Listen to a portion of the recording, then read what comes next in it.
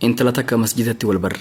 Masjidatti maallaqa sadaqaa tokko natti fiddee achumatti fuudhee argee qalbiin tiyee rifatte. Bareedinni isii waan ajaa'ibaati. Sanirraan hijaaba bareechitee uffattee faaya addunyaa taatee natti mul'atte. Eegasii intala tana faana dhawee eenyummaa isii qoradhe. Abbaan isii imaama masjidaati. Isiinis qura'aana haffaztee qomaa qabdi. Barumsa akkaadaamiitis sadarkaa ol aanaa barachuutti jirti. Kanaafuu intaltee akkanaa nan dabriin je'ee isii dubbisuuf tattaaffii godhe. Yoo xiqqaate torbaan tokko hordofee kophaatti argadhe. Itti dhiyaadhee nagahee gaafadhe. Osoon haasawan dheereessin qalbiin tiyee si feetee jirti. Si wajjiin bultii jaaruun fedhaan je'een takka ijaan ifirra mil'attee na laaltee akka nama humaan dhagahinii ustee kutte. Ajaa'iba! Tanaan maal jettaan Fariyaa? Oofimee dubbii ajaa'ibaa himtaa. Garuu maaliif osoo inni dubbisuu akka nama dhagahinii ustee jalaa deemti? Tanaan na dhibee bara. Namni guyyaa takka isii dubbisee hin beekne tokkumaan si fuudhe yoo jedheen maal jettiirree? Inumaan intala gaariidha ta'ustee biraa deemte. Silaa intala gaarii ta'uu baattee maal gooti? Yookiin arrabsu malti. Mee barreeffama isaatti hin deebi'a. Achi booda anis hordoffii siin dhiifne. Guyyaa hunda faana dhahuu eegale.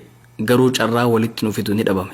Humaa karaa isii ittiin argadhee dubbisu dhabnaan intala saahiba sii takka argee itti ergadhe. Intalti tun itti dhiyaattee dubbifte.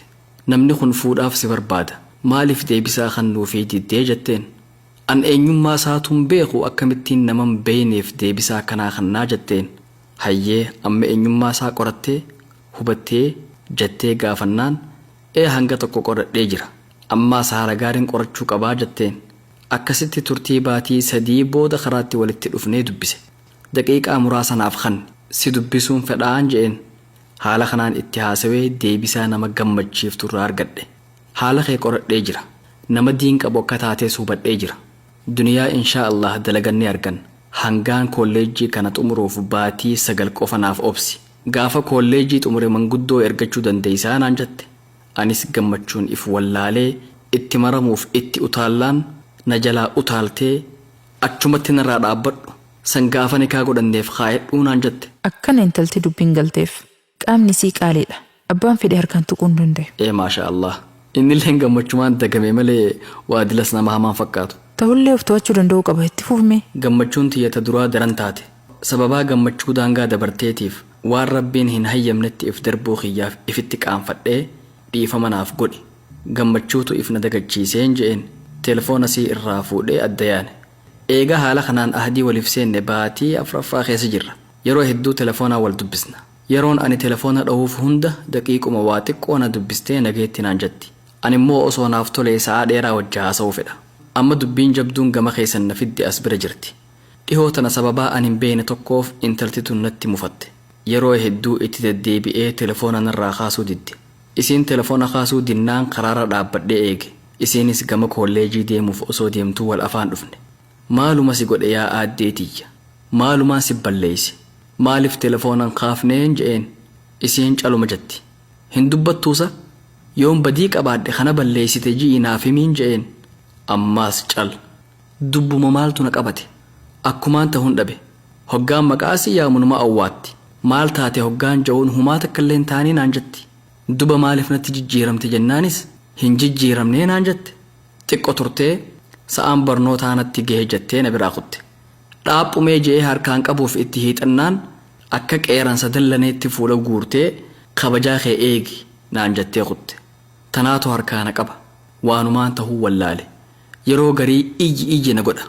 Gaafa garii ammoo hedduu dallanee mana isaanii dhaqee dirqiin dubbisuu qalbiin na feeti. Mee akkamiin godhuu qaba? Haala kamiiniin intala tana araarfadha. Dhiifamaas gaafachuuf badumatiyyaa hin bayne. Mee furmaataan na dhaqqaba. Galatooma.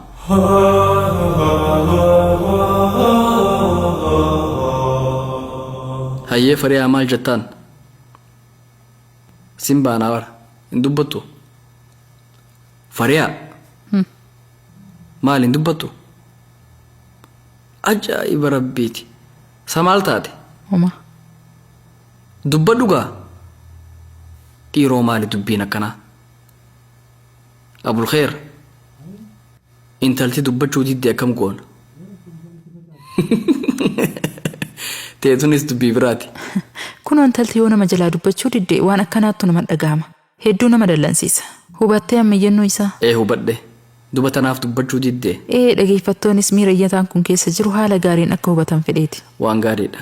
Akka hundattuu iyyataa kanaan maal jettame? Dhiirri hedduu amala dubartootaa kana hubachuu dadhabee bultii ofii diiga. Dubartiin beektaa akka dhiiraatii miti. Mee akkam jette? Hormooniin dubartii waanuma xiqqoon jijjiirama. Yeroo heediin itti dhufu jijjiirama hormooniitu amala dubartii jijjiira. Yeroo ulfaates jijjiirama hormooniitu jira. Walumaa galatti amalli dubartootaa jijjiirama hormooniitiin salphamatti jijjiirama. Osoo jennuu ati fayyaa baratte mokkam? Ogummaa fayyaatiin eebbifame. Garuu amma ogummaa san irratti hojjetaa hin jiru. Tole kun waan gaariidha. Gama ogummaa fayyaatiin barumsa hedduu nuuf qooduuf deemta jechuudha. Inshaallah hanga rabbiin naa laaffiseen waan danda'u numa godha. Gama iyyannootti yoo deebine iyyannoo isaa irratti yaada kennuun duratti intala tana dinqisiifachuu fedha. Intalti akkanaa intala du'aayii haadhaa fi abbaa haala gaariin argatte.